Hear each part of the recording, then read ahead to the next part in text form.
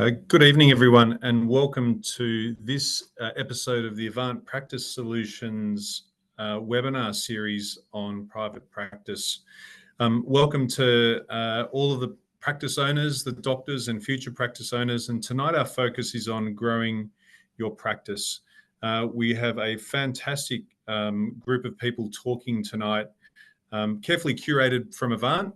And we traditionally start off by recognising the traditional custodians of the land from which we're delivering these webinars. I'm sitting in Melbourne in the lands of the Kulin Nation and the Boonwurrung people here on St Kilda Road. Today we're going to hear from three of the team from Avant Law, specialist lawyers in the medical space. Stephen Schoninger, Ben Ryan and Lindsay McGregor. And we're pleased to have Kate Farley from Avant Financial Services talking about the financial side of growing a practice. This will go over an hour. There's a chance to leave questions in the question and answer tab down the bottom. And we'll have a little bit of time at the end for questions. So do fire them through or call them out in that chat. So we'll start off by sort of posing the big question. And this is perhaps the question that many of you will arrive at this talk with. What is standing between you and your dream practice? What are the next steps you need to take to grow your practice? And we're going to cover it from a number of different angles. Primarily assuming that you already run a practice or have got some idea about running a practice and have met some challenges, at least conceptually, in taking the next steps in growing the practice. Let's start thinking about optimizing practice functions. And what does a scalable practice look like? I'm giving this talk from my neurology practice in Melbourne. This started 15 years ago, now has 40 specialist neurologists working over 4 different sites, seeing well over 45,000 patients per year. And I think that it gives some sort of template about what a scaled up practice looks like. And I think important for you to think of when you're thinking about your practice is what the environment is in which you're growing. Consider the steps you're in now and what's going to make it bigger. Clearly, you need to have some ambitions. It will take some energy to grow the practice. There needs to be an addressable market. That is, you must have a clinical service you're offering that's available and is going to attract an increased market, whether it's you growing your own client base or patient base, or whether you're going to bring other doctors in to work with you. And if you do want to bring other doctors in, then you need to be clear about what your vision looks like. That is, are you going to invite doctors to work and borrow time from you in your practice, or are you going to set up a practice that they really feel part of, can potentially buy into, and they're going to contribute to the success? Of course, having doctors available to see patients or allied health people and nurses available to see patients is going to make it sustainable and profitable if it's planned in the right way. We'll go to the next slide. Thanks, Menos. You do have a vision, you want to grow the practice, you need to have infrastructure that's going to support growth. That is that the cheapest infrastructure is usually not the best. You need to scope out an IT environment that's capable of growing outside of just you and your practice manager or your secretary. You need to have software that's available to potentially work over a couple of different sites, so potentially up in the cloud, and also security systems that sit around people that are more peripheral to you. So it might be other practitioners that are coming to work in, or in my case, 40 doctors that are working over multiple sites at any one time. We have a really important role for the IT people to look after security and continuity of service in that way. A simple server-based software may not be suitable to a scaled-up solution. So designing with that in mind. The practice management software that you choose is probably, the choice may well have been made on the basis of you running a smaller practice, but is it fit for service? Does it scale up and can it handle multiple doctors, multiple practitioners? Do you have enough licenses? And does the software, is the software going to meet your future operational needs? What do I mean by that? Well, if you've got if a single doctor and a single secretary can take bookings, no problems. If you've got 15 or 20 or 30 or 40 doctors working in the practice, you may well want online booking systems. And does your software integrate with that? Can it integrate with transcription platforms? Can it integrate with other software and accounting platforms? So asking those questions about suitability for scaling up is an important one to set the environment right for your growing practice. It's important also to plan ahead for when there's a need for more communication. So inbound communication from patients and referrers, and inbound telephone calls, emails, or faxes. What are you going to preference? My recommendation here is to not allow email conversations with patients because they take up a lot of time and they may not be safe in terms of providing care. And it's difficult to manage that when you've got many, many doctors and many, many secretaries. We might go to the next slide. When you have got more doctors and more patients around your practice, you will want to have had systems and processes that you can rely on. Now, presuming that you are the owner or the manager or the principal in the practice, what you don't want to do as you grow a practice is spend more time on managing the practice. You don't want to spend more time away from your patients just so you can have more secretaries, more doctors, more nurses in the clinic. What I would strongly recommend is that part of your planning for growing your practice would identify the strengths and weaknesses that you have in the business, the strengths and weaknesses that your personnel have, and backing that up by using some expert advice. You'll hear from some experts tonight that will provide advice, but using practice management consultants, accountants, lawyers, and financial advisors is an important way for setting the scene to understand how that you can grow in a scalable and safe way. And finally, I'd say that setting the personality of the practice is perhaps underestimated as an important point when you're thinking about growth. Is the practice going to reflect your personality? That is, how are the people, the secretaries, the administrators going to work and interact with patients? Or is there a different personality, a branding, a logo that needs to sit in front of that practice to talk to how you provide your healthcare? Now, sure, we don't learn about that at medical school, but you need to think about if you're going to sell that vision to other people, other secretaries, other employees, but importantly, other doctors that might be working at the practice as well. Let's go to the next slide. Now, what sits behind a successful business is the ability to be able to look at how you are generating money, tracking the money, and reconciling the money. In the end of the day, our accountants will tell us how much money we've earned and how much tax we need to pay. But there's a long way from seeing a patient to actually coming up with the final amount of money that has been received. And what sits in between that is the financial handling and the bookkeeping services. Now, it's all right if you're practicing by yourself with your own secretary and that you maybe don't submit a bill or you've got some inpatient billing you never get around to doing. You lose a couple of $1,000s, maybe that's no problem. And believe me, it's a common experience of doctors starting out in practice. But if you start doing that for doctors that are working, or nurses or physios that are working inside your practice and not submitting their bills and not tracking when they're paid or making sure that they're being reconciled and transferred, then you've got a real problem in your business model. So if there's one thing that I'd like you to take away from the infrastructure that you should focus on growing your practice, whether it's just for you, growing your bigger patient base, or growing for other doctors, it's really important to have a very clear compliance and governance system for financial handling. And that means being entirely transparent to the doctors that work in your practice and the other people in your practice about how you do that. Invoicing, cash handling, banking, remitting, and reporting. It is essential that you have an independent bookkeeper. Do not rely on a practice manager or a senior secretary who has not been trained in bookkeeping. They will almost certainly not keep up to date with legislation changes, compliance changes, and they probably aren't skilled in doing the amount of bookkeeping that you will be required to do to be able to encourage doctors to keep working at your practice. And it goes without saying, unless you're a payroll expert or your practice manager is a payroll expert, that should be an outsourced capability so that you aren't subject to fraud from staff paying themselves and that you're compliant with the requirements. One of the things I frequently hear from doctors starting practice is they have no plan to provide pay slips for their staff.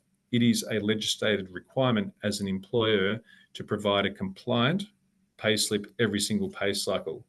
So rather than get caught up with that, outsource your payroll as well. Minos, we might go to the next slide, which really just takes us to thinking about how we're going to build a team that can help scale up your practice. Now, we'll be joined in a moment from Stephen to hear about the legal side of things, but I want to take you through a modern view of how to scale up without necessarily having to pay for another full-time person. Let's have the next slide, Minos. When you are growing a practice, you're going to create more work for you, more work for your administration team. The key here is to make sure your administration team stays ahead of the curve so that you're not doing more work and not doing revenue generating activities like seeing patients or doing surgery. So more work requires more admin resources, and you need to staff up to maintain the level of service for yourself, your patients, and other doctors that might be working in the practice. Now, what you should be doing, and if you're taking notes, it's important to write down here, that you want to be able to set up a system so that you can manage a team, which means practice management is an important part, not just a role that someone fills, it's actually actively managing your staff resources so you can look after the business and look after the staff, look after the patients and the other doctors. What that means is that you need to have input and excellence and experience, I should say, inside the practice about strategy. You need to have an idea about HR skills, what a good financial report looks like. You need to have a bit of business planning, and you need to have, as I mentioned, bookkeeping and payroll. Now, if your practice manager isn't trained in this and you haven't been trained on these different things, then there is a need and a requirement for you to be able to bring that in-house. Next page, thanks.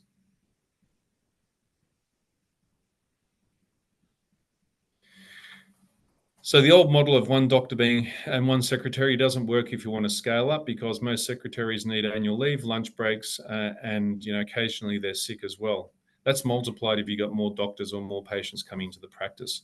It's quite possible in the modern world to use an outsourced service to provide some administration backup.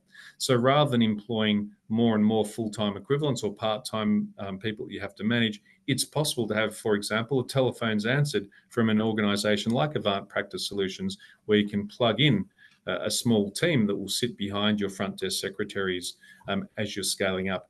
It's a really efficient way of having some of the work done and paying on a per-use basis, rather than going out and employing more and more and more staff that may well create more hassles. And that's an easy way to scale up until you get to the size you want, and then you employ more people. Next slide, thanks. There's other expertise that you will know already that you need to outsource. Presumably most people on this call will outsource to an accountant. Most of us should outsource to an IT person, and that's really important to have a medical expert in IT to make sure the right governance structures around your IT system. You're going to hear from the lawyers who you should outsource your expertise to, and it's important, again, to have lawyers who are experienced in medical businesses so that you know how they should be set up. A finance broker who understands medicine and medical practice, and a practice management consultant on top of the list, because a practice management consultant can fill the capability and capacity gaps of the person you employ, or they can act instead of employing someone as a practice manager and all you employ as a secretary or group of secretaries. They also help with business planning because they will have done that before. So these are some ideas about expertise that you should be considering for taking the next step in your practice. Next page, thanks, Minos. Stephen, over to you to take us through some of the rules about employing people. Thank you, David, and hi, everybody. So we are very heavily regulated in Australia when it comes to the labour market, but there are multiple different options for you when it's time to be scaling up your business and bringing in new staff members. The most classic types of engagement are employment, contracting, independent contractors, and outsourcing, as David has already touched on, is a great way of particularly in the early days, testing the waters in your growth phase as to where you want to be going. In terms of employment, our employment laws are complicated and heavily regulated, so it is really important to get good advice early on. Get yourself some good foundational employment contracts that are complying with our minimum terms and conditions of employment. Employees can be full-time or part-time or casual. Full-time employment is a person working 38 hours per week plus reasonable additional hours. A part-time employee works less than 38 hours per week, a set number of hours and days each week. That's permanent part-time employment is what that's also known as. A casual employee, in contrast, is working on a really ad hoc basis. They don't usually have regular days or hours. They are on call for you to fill peaks and troughs in labour. Somebody's sick, a particular busy day is coming up. A true casual employee is somebody who you have employed in the background, who you call on as the needs of the business dictate, and who may or may not be available based on whatever else they are doing. If you are really looking for somebody to be with you on set days and hours at a particular time of the day or time of the week, it's more likely that you probably really need a part-time employee, and that's something you should be getting advice on. When it comes to casual employment, there are laws in Australia that allow casual employees who've been with a business for at least a year, who have worked relatively regular hours in practice over at least the previous 6 months of their employment, to convert to part-time employment by asking their employer, saying, hey, I've worked these regular hours, I think I'd like to become a part-time employee or a full-time employee. Can you accommodate this? And you need to be considering those conversion requests or proactively looking at it if you are a large employer, which is an employer with 15 or more employees. But if you're in the early days, a small business with less than 15 employees, your casual employees may come to you and request casual conversion. You don't have to grant casual conversion, but you need to seriously look at it and looking at it, be considering various factors that are laid out in legislation as to whether or not you can reasonably accommodate that conversion to part-time employment. And what you'll find in practice is that where the person has been working quite regularly, there's really little reason why you wouldn't want to convert them to part-time. But if there are changes coming up in the business, for example, then you'll have a legitimate reason to say, look, no, we can't make that commitment at this particular time. Always get advice about the casual conversion piece if you're in doubt. In terms of other types of employment, fixed term employment is also possible, which is where a person is employed for a particular period of time, whatever that might be, 6 months, 1 year, 2 years. There are relatively new laws in Australia that prohibit fixed term employment for more than 2 years or more than 2 contracts in a shorter period of time. So you can't have fixed term employment for 3 years, 5 years, whatever the case might be. The reason for that is based around security of employment and the desire for most employees and as many employees as possible to have the security of permanent ongoing employment. Employment is still terminable by giving notice under the contract. And so ongoing employment is not something to be scared of as a business owner. It is something to be managed in accordance with our legal landscapes. So for employment, when you're looking at staff like nurses, administrative staff, secretaries, very often, and most often, they will be employees. It would be very unusual that a non-skilled individual would be engaged as an independent contractor. And when I said skilled, I mean very highly skilled and specialised. Most nurses and administrative staff, they are employed in roles that are covered by awards. Awards are instruments that set minimum terms of employment, and so those positions need to be covered by the employment landscape. When it comes to looking at scaling up doctor-wise in terms of expanding the numbers of doctors at your practice or adding allied health professionals, physios, whatever the case might be, it is very common. It's less common for them to be employed. It is possible and completely lawful to employ a doctor or to employ a physiotherapist, but in practice, most doctors and allied health professionals these days operating independent businesses, and so they will be an independent contractor, or they might engage your practice to provide them with services and facilities. An independent contractor is a person who sells their specialist labour to you for a fee and works on behalf of your business. So in the medical context, an independent contractor would be a doctor who comes in to provide the particular specialty area of expertise for the patients of your practice. The flip side of an independent contractor, the opposite of an independent contractor almost, is a service and facility arrangement, which is where, as opposed to the doctor providing services to your practice is providing services and facilities to the doctor to enable that doctor to operate their own independent medical business. Ben is going to talk more about these types of arrangements later on. These are the types of arrangements that have received a lot of focus in the last 18 months or so from a payroll tax perspective. The majority of private sector doctors in Australia today work under services and facility agreements, meaning that they are going to medical practices for those practices to provide them with the services and facilities for them to run their own independent business in return for a fee. Outsourcing, as we mentioned, is a really great way of, particularly in the early days, quickly getting additional labour that you need, where you're not quite sure if you're ready to take the plunge to employ an extra secretary, an extra nurse, whatever the case might be.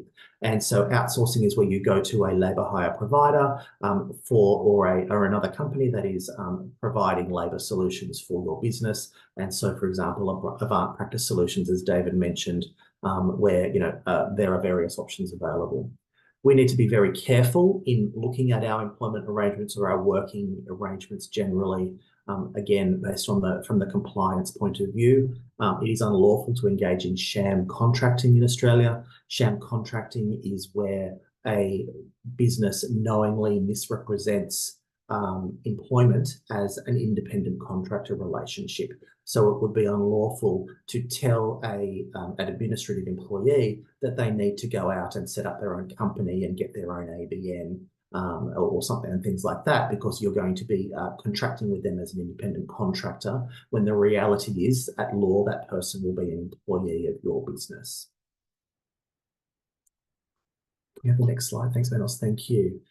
So in terms of some fundamental important points from the workplace law point of view, regardless of what type of worker you have, whether you're employing staff on a full-time, part-time or casual basis, on a fixed-term basis, or you're engaging an independent contractor, or you've decided to provide services and facilities to independent doctors, it's really important to have a current written contract for each of those types of workers. In the absence of a written contract that is relevant to the current relationship, the law will imply various terms into the contract that you may not want to be there. And so having that written contract lets everybody know where they stand. Very importantly, how much money they are getting paid, or how much fees you are collecting at your end. If you're on a service agreement model, it will include provisions around termination of the arrangement and so forth. So it's really desirable to have a current written contract for all workers. From a workplace point of view as well, regardless of the type of worker, you are the controller of the particular workplace. You are the controller of your practice. And so you have responsibilities under laws dealing with equal opportunity, discrimination, bullying, harassment, to make sure that appropriate standards of behaviour are being exercised and maintained by all workplace participants, regardless of whether they're an employee or a contractor or an independent doctor. And so it's essential to have an appropriate workplace behaviour policy. That is a policy that's dealing with the laws and obligations of all workers around discrimination, sexual harassment, bullying, and victimisation. And there needs to be a related complaints procedure so that people know what to do, who to talk to if concerns are being raised in any of those areas. You will be liable at law for the conduct of your employees in relation to work if there is any inappropriate behaviour going on. And so, and you'll have broader obligations under these laws and related work health and safety laws to provide a safe place of work. And so to be ensuring across the board that there are no unlawful behaviours going on. Sexual harassment and bullying are very, very common in Australian workplaces of all kinds, and they create a lot of legal risk, with significant damages being awarded in Australia for claims in those areas.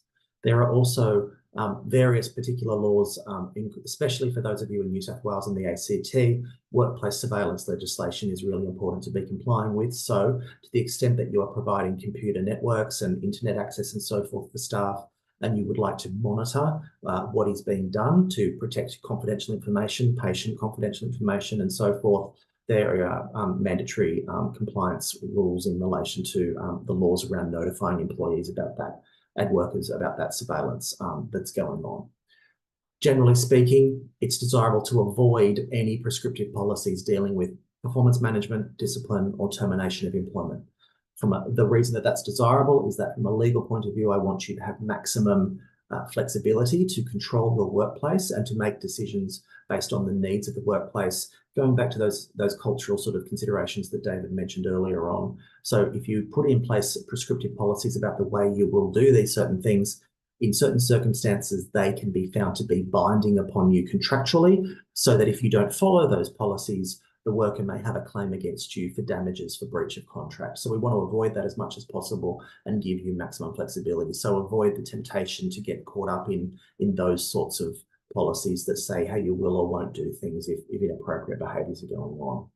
And finally, I just wanted to reiterate the sham contracting point, which is a very important one. So if you're in doubt about the proper characterisation of the workers that you intend to engage, do get advice early. Quite often we can have a really quick conversation about what your plans are and quickly identify that, no, those are going to be employees. Let's focus on the minimum entitlements, make sure you're getting it right, and be able to move forward from a really great compliance perspective.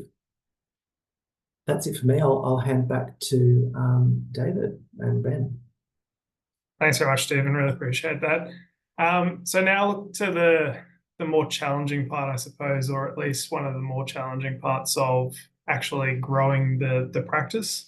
And one thing that we know a lot of people really struggle with is how to actually incentivize people to join your practice. Certainly, if I were to start a practice called Ben Ryan Lawyers, that's not going to be as appealing for people to join as Avant Law.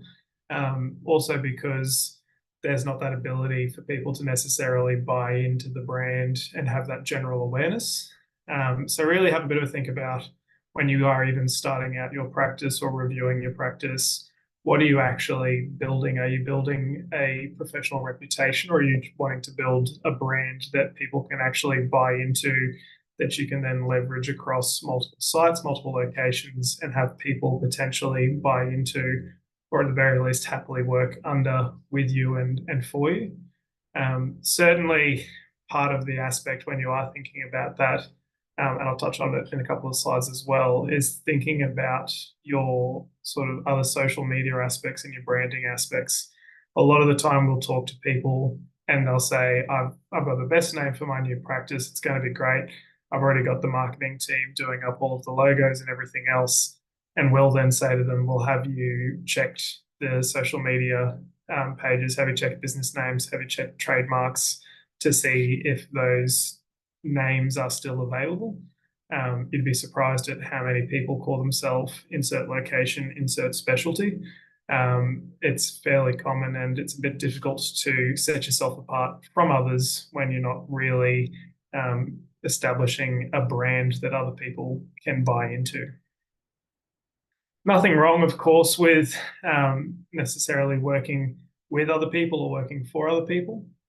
There's a lot of practitioners that we will talk to on a regular basis. Some are very happy to own their own practice and to run the whole thing by themselves. Others want to have that collegiate aspect of having buy-in with other people, so that everyone is invested in the business and everyone has a say in terms of what is actually going to be happening on a day-to-day basis. I think one thing that people struggle with is that relationship tester. We love for people to go into business with colleagues or with friends that they've gone through uni with and specialization with, and they go, let's just work together. We get on really well, fantastic. Unfortunately, we have to come in and do the relationship stress test and effectively say, well, whilst you may get on really well, do you actually agree in how you're going to operationally run the business?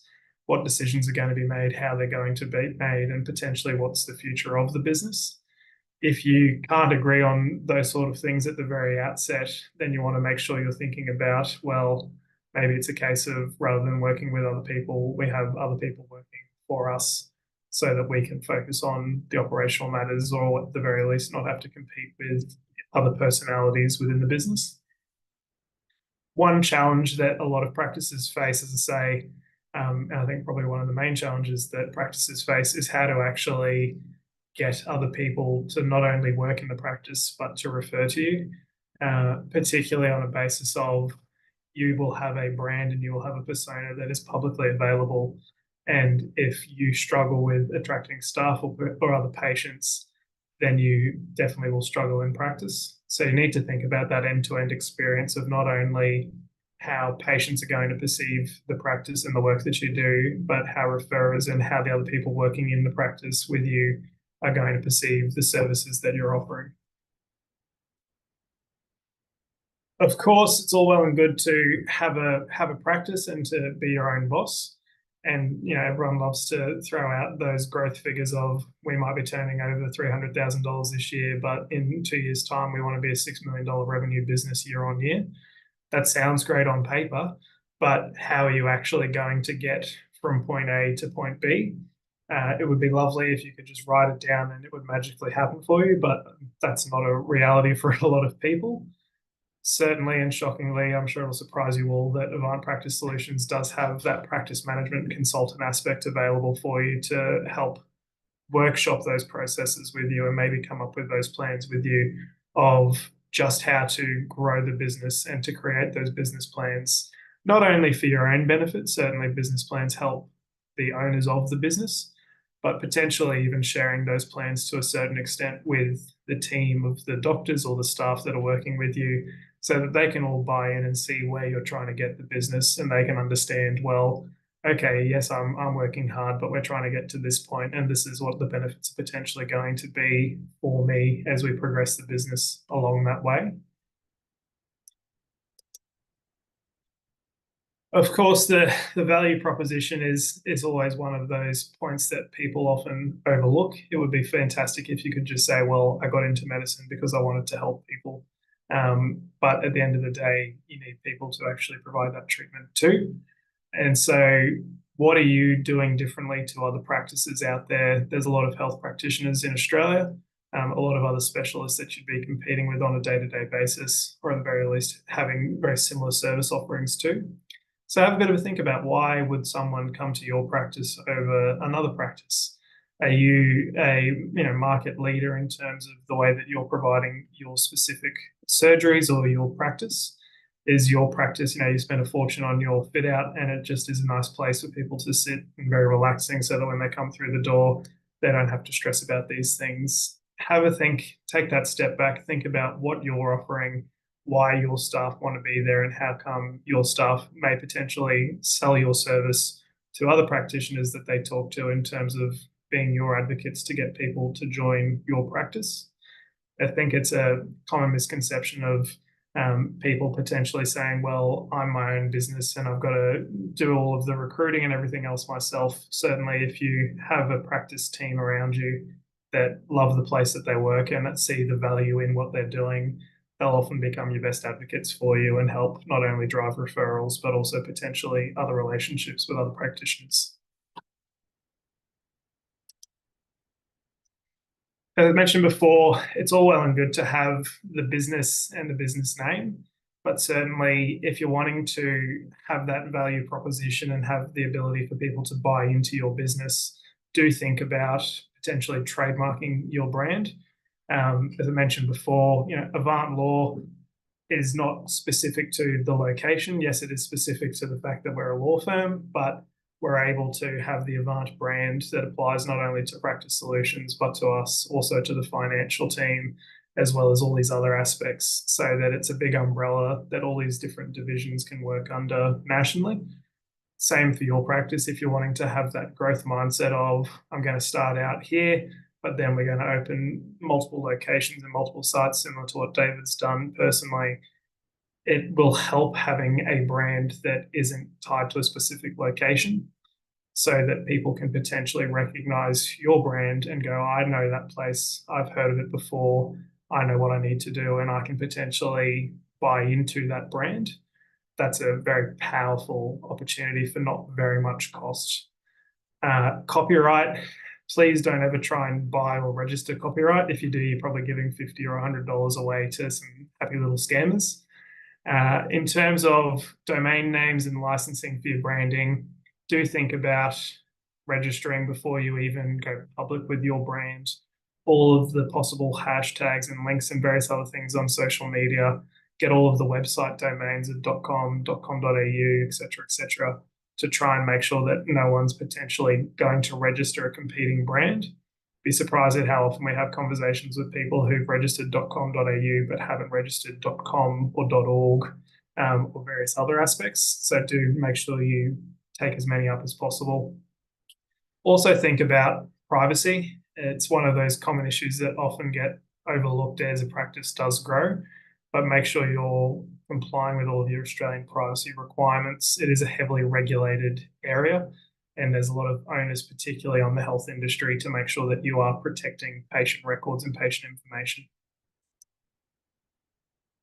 When you are looking at your social media, Stephen touched on it before, it's incredibly important that the way you're portraying the relationship between the doctors and the practice is as clear as you possibly can. We've seen, certainly from payroll tax, increase in revenue officers looking at your websites, looking at your LinkedIn pages, your Facebook pages.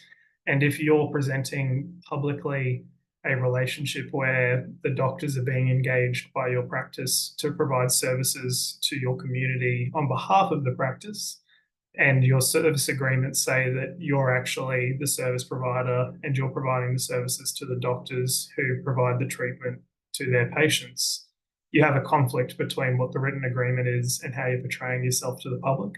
So please do make sure you take that time to just think, okay, are we engaging the doctors or are they engaging us? And so we need to now make sure that the way we're portraying ourselves to the public is clear and is accurate. When you are looking at those growth mindsets and even planning for when you want to retire, I don't know many practitioners who go into private practice on the basis of I want to work until the day I die. Usually it's a case of I want to work, I want to build up as much asset and as much wealth as I possibly can. Certainly talking with Kate and the AFS team is going to help you get that lending to do all of the growth and to buy all those assets. But if you don't start thinking about how you're hopefully, or when you're hopefully going to retire at the outset, the next best time is right now, because it does take several years to actually get the most value from your business. So please do take the time to think about how you're going to incentivize people to join, how you're going to potentially grow the practice, and what your exit plan looks like. Are you going to sell to people that are within the group? If so, how do you keep people in the group to stay and to buy in? Or are you going to look to potentially sell to a third party or a corporate? Because that might be different aspects that you need to consider as part of the practice and as part of how you're operating for a few years. Of course, one of the main challenges is how do you retain and incentivize? We've covered it off a few times now, but think as well about potentially some alternate methods of charging a service fee to the practitioners who engage your practice. There's an example up there, but there's so many different ways, potentially looking at an hourly rate rather than the traditional service percentage. Also have a think about whether you're trying to grow the practice, potentially offering incentives, shares to people that are looking to join. If you have a doctor that's looking to join your practice and you're trying to incentivize them, or they're working really hard and you want to try and keep them, think about having a share dividend policy, assigning them a special class share that just entitles them to a discretionary dividend. They essentially get a bonus year on year, subject to how well the practice is operating, but they're incentivized to stay because of that bonus scheme. And it also then has the benefit of you test out the relationship when they have a little bit of buy-in into the practice so that you can make sure the relationship is as strong as possible with them. That's the very quick, rushed sort of some considerations for you all to think about, because it is such a complex matter and a complex issue. But you won't be able to grow the practice or even start a practice and think about that succession planning without having some money to do so, and certainly without thinking about some of those property considerations that are always a challenge. So with that, I'll hand over to Lindsay and Kate to tell you a bit more about that. Thanks, Ben. Certainly a lot to think about there. For anyone I haven't worked with, I'm the head of property at Avant Law. So today I'd like to just run through some of the things that you might want to think about when you're looking at your property needs for your expanding practice. So one thing to keep in mind is that property decisions can be permanent decisions. So they're going to be with you for a long time. And the first thing that you'll probably consider when you're looking at buying or when you're looking at taking a property is whether you're going to buy that property or whether you're going to lease that property. It's really a personal decision for you. I'll focus more on buying a property here because I think it's a better long-term prospect for your expanding business. Leasing can be good because you can move around and you can certainly take leases of different premises across the country or across the state. But in leasing, you're not really guaranteed that long-term tenure. And as an owner of the property, you're someone that actually controls the land. So you've got a lot more security around that. The first thing that you would normally consider when you're looking at starting or expanding a practice is really what's your location. You have to think about things like what's the zoning in that area? Who are your neighbours? Are the council going to let you use the land for what you want to use it for? Are your neighbours going to be complementary to your use? The other thing to think about is, again, expanding your practice. Is there an opportunity to expand there? So if you're leasing a property, can you take the property next door? If you're buying, is there other properties you can buy next door to expand into? There's a lot to consider. If you're leasing property, for example, you will need to get the owner's agreement if you want to knock walls down between properties. If you're buying a property, you obviously don't need to go through that, but perhaps you're buying in strata, you might need to get body corporate approval for things like that. Other things to think about just with location is street traffic, who's walking past, how busy is the area. The other thing is parking. Parking is really quite big for both doctors and patients. Your doctors that you might employ or who might come and work with you, they're going to want some parking as well. But your patients are definitely going to want parking as well. And you might need to think about whether or not there's ambulance bays that you need to put in, and whether or not you need to be close to other medical support. So do you need to be close to a hospital? Do you need to be close to some other allied health professional? The next thing with buying a property is what entity are you going to buy it in? Are you going to set it up in your self-managed super fund? If you are, that's something that we can definitely help with as well. So some people might buy the property within their self-managed super fund, and you can borrow money to do that. And then you lease it back to the business that operates the practice. Something you would need to talk to your accountant as well, but it's something that you should definitely talk to us very early in the stage if you're looking at doing that. And remembering as well, if you are setting up a practice in a self-managed super fund, you'll lease it back to your operating entity. But that's something that you have to be very careful when you do, because you have to make sure that you're paying a market rent, and you need to make sure that you're complying with your ATO requirements, which are things like making sure you've got regular valuations of the property. I think it's every 3 years you have to get the actual property valued. So it's something that you need to talk to us and your accountant with. Definitely something you need to get us involved with before you've even looked at a property, if you're looking at buying it, because we need to set up some trust documents and things before you get started, and certainly get the contract in the correct name, because it's very difficult to change a contract for sale after you've signed it. Some of the other things with property that you need to think about are the ongoing costs. So if you were, for example, renting the property, you're going to have rent, you're going to have outgoings and things like that. Rent can be quite difficult to control. And again, that's why I prefer to buy a property instead of leasing one. The typical example that comes up in my practice is someone has not necessarily exercised the option in time, and then they're held to ransom by the landlord, who knows that they need to stay in the premises, and so they try and charge them a bit more for the privilege of doing that. Even if you do exercise the option on time, there's market review would normally happen, and that's outside your control. It's basically whatever the market determines that the rent for the property should be. So that is quite difficult to control. So again, going back to renting or buying, you might be better off actually renting the property. You might be better off buying the property because you can actually control what those rents are. The other unknown cost, as I mentioned with leasing, is the outgoings. So you don't have control over what those outgoings are, and your landlord will pass on costs for things like landscaping, management expenses, all those sorts of things. And without us looking at the lease very carefully in the beginning, that's something that's often quite hard to control. The other thing, if you are leasing, the most common complaint that I see in my practice is someone who is trying to run their practice, but the air conditioning doesn't work. So the landlord will obviously control the air conditioning. If it's a big building, it'll be a back to base central system. So it's quite difficult to make the landlord service your premises in particular. You have to be very careful with the drafting in the lease and make sure that the landlord is actually obliged to do that. Whereas if you buy the property, you've got control over that and you can install additional air conditioning units and whatnot as you need. If you're moving premises to expand your practice, one of the big things that you need to think about is a competitor going to backfill your space? So how are you going to leave your old premises? Are you going to leave them with a fit out in place that someone can easily just jump into, or are you going to return them back to what we call a base state condition, which is where you strip everything back to bare concrete on the floor and just walls and ceiling tiles? In my view, that's the better thing to do because it's very easy for someone to jump into a premises, take over your fit out, and then essentially your patients might not even know that you've moved. It's quite a difficult thing to let everyone know that you've gone.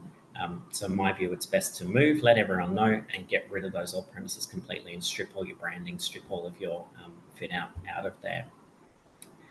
So I guess my key message there is that whatever you're going to do, if you're looking at buying a property or you're looking at renting a property, get us involved really early. Think about the planning, think about your strategy for growth. What are your long-term goals? Can you get us involved? Let us review the contracts. Let us review any heads of agreement for a lease at the beginning so that we can really get in there and protect you. Because remember, if you're leasing, this document's going to be around for 5, 10, 15 years. You don't want to be stuck with a lemon for that whole time. If you're buying a property, you want to make sure that you're buying something that's good for the future and it's not something that is going to cause you any headaches down the track. If we can jump to the next slide there, Menos. So the next thing there is really, once you've got the property, so you've bought the property or you've leased the property and you're about to move in, what do you have to do to move in? So the first thing that you're likely to do is some renovations to the property and make sure that they're fit for your purpose. When you're doing that, you have to think about what sort of council consents you need and what sort of other consents from authorities you might need. You need to check the zoning and make sure that the property can be used for that particular use. Again, if you're buying a property, it's a lot easier because you don't have to get landlord consent to any of the changes that you need to make. But if you are leasing, there's likely going to be a clause in your lease that requires you to give plans and get approval and landlord consent for all of those things that you want to do. Again, if you're in a strata or a body corporate type property, then you're going to have to get strata consent for some of those things. Again, get us involved in the beginning because we can check your lease or we can check all that zoning and we can help walk you through that. As I said before, services, the biggest complaint I get is that the air conditioning is not functioning or there's some issue with the building. They're really important things to consider. So make sure when you're fitting out your property that you've got sufficient electrical data points and all those sorts of things through the property so that your practice will work as smoothly as possible. You might need to have supplementary air conditioning because you might have equipment that lets off more heat than a normal standard empty room. So you need to think about all those things in advance. If you're fitting out a property and installing different rooms, then you need to make sure you consider your fire safety requirements. So you'll need to make sure the smoke detectors and fire suppressants in each of those rooms. So you need to think all that through in the beginning. Think about things like, is your power supply guaranteed? Are your fridges going to go out? These are all the things that we need to check in the document first. Traditionally, again, with leasing, your landlord has the upper hand. So the lease that you get is going to be very much drafted in favour of them, and it's going to have indemnities and releases and all those things in favour of the landlord. So it's very difficult if we don't look at that in the beginning to then challenge it down the track. Think as well about some of the technical limitations on the property. So if you're going to be bringing in big, heavy equipment, will it fit in? Is your floor strong enough to support all of that sort of stuff? If you're financing the equipment, which Kate might talk about soon, often your lease will prohibit that. So it's something we need to, again, think about in the beginning, because we might need to get your landlord's consent to do that. The landlord might want to register personal property security over items of equipment that they might have financed as part of an incentive, or just generally in relation to the property. But all of this is the tip of the iceberg. It's something that you really need to get us involved with from the very beginning. As I said, if you're setting up trusts or self-managed super funds, get in contact with us really early so that we can think about all that and get you in touch with the right people, get the right documents in place before you sign the contract or before you sign the lease. We can help with any kind of due diligence that you do on the property, even if it's just checking heads of agreement for a lease, or if you're buying the property, we can do all of the searches that you need us to do. We can report on the property and really fill you in on everything you need to know about it. And then on that, I'll pass over to Kate, who can help tell you how to buy the property. Thank you, Lindsay. I did joke before we started this webinar, I've got a bunch of lawyers before me, so I may not have much time to go through everything, but I'll try and do what I can to touch on some of the topics. But some of the very generous speakers beforehand have already mentioned some of these, so I should be able to gloss over some of them in less detail.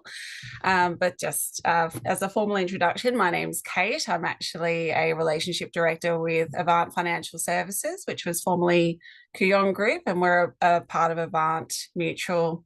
We effectively provide finance broking services for doctors and anyone who has had to apply for a loan and has gone through the whole process of explaining what their income entails in the medical industry. It is definitely a niche area. So if you know who to go through, or go through the specific areas or parts of the bank that have medical offerings, then it does make things a lot easier. So touching on growing your private practice, these are the things that could potentially require some capital or some funding that you might need in order to increase your practice operations. So in the event that you're not able to outsource staff, like what was touched on earlier, hiring of new staff, that's one area that does require some funding. It could just be the hiring process, the legal side of things with documentation, getting a recruitment agent involved, but it also could just be the case of, if it's a direct employee, there's a cost of paying them and training them before they actually start breaking even and covering their own additional costs. So that is something that you have to budget for in your cash flow. Upgrading or purchasing of additional equipment. So I often see this with practices where they might start out with some equipment, but as you get more patients and you expand some of the service offerings, more equipment is required. Or it could have been that you bought an existing practice that had some older equipment that needed upgrading. So this is something which is kind of the bread and butter, especially around tax time, which will be coming up. Funding that is a pretty straightforward process. Another option is relocation of your premises. This has been touched on quite substantially throughout this webinar so far, but that's obviously the highest cost side of things, because if you're already established, you're having to start from scratch, or if you're not established at all and you are starting again, it's referred to as a greenfield. So it is quite extensive, the information that you have to put together in planning of that expansion of your existing premises. So this could be in a number of ways. So it could be upgrading the existing fit out. So what we do find now that with technology, sometimes you can go into an existing practice, it's been operating for 20, 30 years, and the floor plan is not really functional. It's not making the most of what's already there. So sometimes clients will actually just redesign the existing floor plan just to get a few extra rooms out of it. So it might actually work better for them. So I made the mistake. So I've kind of touched on this already. So the revenue uplift might not catch up with the staff, the additional capital that is available. So the easiest option for this, if you haven't got enough funds available to cover the expected capital outlay with hiring new staff, is usually an overdraft. So it's a good way to have as working capital. It's not the cheapest way to fund, because it's an overdraft. They usually do charge a slightly higher rate, but you are only being charged on what you use. So we use this more as a safety net for clients. You don't really want to have to use it, but it's good to have it there if, like, you're expanding and you're expecting the first 6 months to be a bit iffy, and if things don't go 100% to plan, there is a chance that you might need it. It's better to worry about the interest you're going to pay as opposed to, can I actually pay what I need to pay? So that's one way to look at it. Equipment. So often what will happen is, depending on the type of modality that you are, there's different lending thresholds that you can almost automatically get approved for, subject to just a clear credit check and just making sure that your assets and liabilities aren't really a red flag for anything. So what will happen is, if at certain points in your life there's an expectation of what kind of assets you might have behind you, so occasionally we might have to go into more detail, but in terms of this, it's a quick turnaround regardless. Even if you have to go into more detail, it's usually anywhere from a couple of days to a week, if it's within those thresholds. If it's outside of that, then it might be just something that you'd have to provide a bit more information on and actually have an assessment done. Purchasing the practice location. So as Lindsay touched on, with the way leases are going, it's sometimes you actually do the sums. The cost of actually owning the location versus having a lease are pretty comparable. So for a lot of clients, it's pretty lucrative to actually go into a practice themselves and purchase. The only challenge is, in this environment, can you find something? That's really the biggest hindrance in terms of whether or not you can purchase one, because a lot of the medical lenders, if you're planning to operate from that location, will lend up to 100% of the practice purchase price, and then you've got the fit out cost on top of that you would have. SMSF is pretty lucrative in this space because there's not that restriction on you being able to use your own premises the way there is with a residential super fund investment. So with commercial, you can actually be your own tenant, and it's a way of kind of shoring up your premises without actually reducing your borrowing capacity in a personal capacity, because super is isolated. So it's a way of building your asset position up without limiting other growth opportunities to purchase, whether it's a home or other investments that are around.